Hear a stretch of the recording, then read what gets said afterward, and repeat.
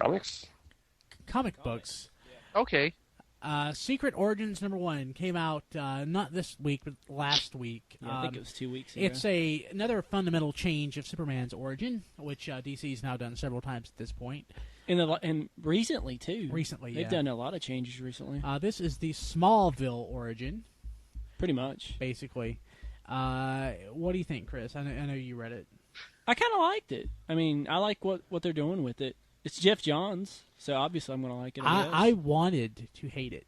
Yeah, I know you already talked to me about this. I wanted to hate it because fundamentally I think it's stupid, but I actually kind of liked it. I'm just happy that his mom made his costume. Yeah. That makes me so happy. Yeah, she made his costume with his help. Yeah. So, yeah, I mean, we didn't really have anything else. We just wanted to mention that. Yeah. I like the art. It's creepy. His art creeps me out now. No, his art is awesome. Gary Frank's always done a great job, but his art to make Clark look like a young Christopher Reeve, that's creepy. That's incredibly creepy. That was really creepy. I want them to drop that. For those not as conversant in Superman's general background, besides the Smallville influences, what is substantially different about the origin in Secret Origins 1?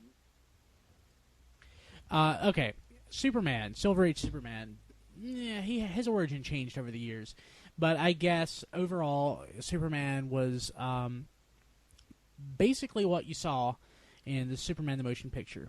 He was kind of an outcast. He was basically the kid that he had all this great power that he could use at his disposal, but he didn't use it because sort of basically from Spider-Man, from great power comes great responsibility, and he had to exercise the football thing. Yeah. Him playing football in the issue.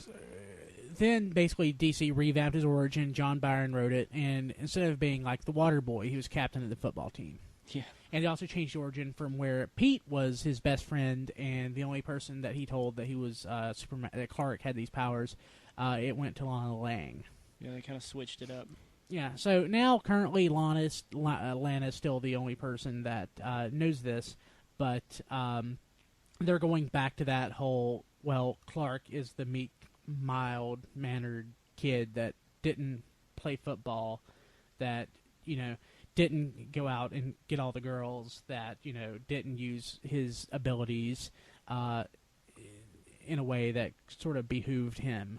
So they basically done a 180 entirely and brought him back into something of a Silver Age origin. Plus, I mean, Lex Luthor was in Smallville. I mean, that's basically something new. I mean, that's the. I can't remember how. Wasn't he in Smallville or something with the Silver Age at some point? Yeah. He I don't remember exactly how that happened. He and Clark were friends. They knew each other when they were younger, I think. Yeah. So I mean, that's a change, and I mean that's basically it. But I mean, bringing Lex Luthor to Smallville, and that's. I'd say that's the big change, the biggest change. Probably, yeah. And the fact that also, again, he did not use his power. Okay. But I think it's good. I mean, I want to see the rest of it, see how it pans out, see how much more they change. Because I mean, we got a lot in the first issue. I mean, that was a lot of information. So is the second? You think by the end of the series, we'll have him like his first outing as Superman at least, or maybe his first encounter with Lex Luthor in Metropolis, or you think that's how it will end? Maybe. Who knows? Just projecting. Who knows? I mean, there's no way to tell where they're going with it. Yeah. I mean, by the end of it, he could be a tall black woman. I mean, for all we know. Yeah. So, Clone Saga Remastered. I had no idea that even came out. I don't even know what that is. Who read that? I didn't read it, but I saw did. the cover for it. So what's the point of this, Judy? Okay, so basically the story goes, as it came from the writers, that when they originally planned to do the Clone Saga, it was supposed to be a short run, like 6 issues, and it ended up sort of getting away from them. Like Marvel kept trying to throw things in the pot, and it ended up being this huge saga that ended up most people didn't really like it, didn't end up liking the resolution on it. So this is an attempt to tell the story the way some of the creators intended to do it. So this is going to be a 6-issue series that is supposed to be, I mean, essentially just like that. It's the Clone Saga remastered, the director's cut. Does it undo the Clone Saga? Well, I mean, it's the Clone Saga is undone anyway because we've got One Day Later. So, so essentially that didn't happen. But I mean, so this is happening out of continuity. This is just an attempt for the writers to be able to go back and sort of say, this is what we really wanted to do. Did Brand New Day completely undo the Clone Saga? I don't think so. I don't think it did. I thought it did. It did. All Brand New Day undid, as far as I can tell, is all those events where he was married to Mary Jane, he wasn't. That's the only difference that I can tell so far. But that's the entire basis of, that's part of the subplot of the Clone Saga. That was just cut out. She just wasn't there. Just imagine it. There. Just imagine it, but she's not there. Maybe somebody else was there. You can't have it then. That's like, imagine the Superman movie without Lois Lane. Exactly. As though she wasn't there. I can imagine it without Margot Kidder.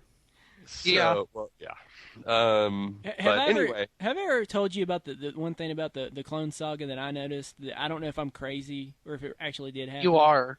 Yeah, I am crazy a little bit. Thanks. I think that's unrelated, though. But you know what I was telling you about? I don't know if I told you about it, Brian, where in one issue, you know how the Clone Saga ended, right? I mean, do you guys... He sort of melted away. Huh? Yep. Ben Reilly kind of faded away. Ben Reilly melted away. They took the kid away. Well, the idea at one point was they were saying that Peter Parker has been a clone for like the last, I don't know, like 20 years or something in real world continuity. And he and Ben Reilly was the real Spider-Man. And right. So there's one issue, it's like a Web of Spider-Man or something. It's like close to the end of the run, in which they pretty much defined that Peter Parker was a clone because what was his name? The Jackal? Is it the Jackal? Mm-hmm. Jackal, yeah. Yeah. He does something that controls him, so he goes and he tries to murder Mary Jane. Okay, why would Peter Parker go and try to murder Mary Jane if he was just being played the whole time? I don't understand that. Because he's the real Goblin, the Green Goblin. But you see what I'm talking about, because like at the end of the story, I see they backpedaled and they said, "Oh, but we were just playing you. Ben Reilly was the clone the whole time, and Peter Parker, he was just doubting himself. He thought he was a clone." Well, and that's why I say I think the Clone Saga sort of got away from him, and I think that's I think the writers are intending to go back and tell the story the way they wanted to tell it. Do it the way they wanted to. Now, the question is going to be, is this going to be any better, or is it still just going to be a poorly told story? Right. So we'll see. Issue 1, it's hard to say from issue 1. It's not bad. I mean, so far it's okay. What I really want is a Maximum Carnage remastered. Oh yeah. So is Scarlet Spider still got his hoodie costume? Well, not in this issue. Not in this issue. No, he actually has a regular Spider-Man mask. Do we have but street clothes otherwise? Yeah, and street clothes otherwise. Do we have a good creative team with this? Who's the creative team? It's probably the same writer that was doing it. I think it's the same writer. Who was doing it? Was J.M. DeMatteis? Okay. Was he doing it at that time? I can't remember. Almost there. Sorry, I should have wrote it down. That's I know. Okay. We don't plan. DeFalco, Max. I love Tom DeFalco. Yeah, he makes good stuff. Yeah. So, anyway, I mean, that's what I say. Tom DeFalco is the one that's saying, "Look, we want to do this right," and so, there you go. I mean, like I said, we'll see. I don't know. I'm hoping for good things. I know I read that was at the time when I really started to get back into comics, like around that time. So I have a lot of issues from that period. Yeah, me too. I'm so sorry, JD. Yeah, I know.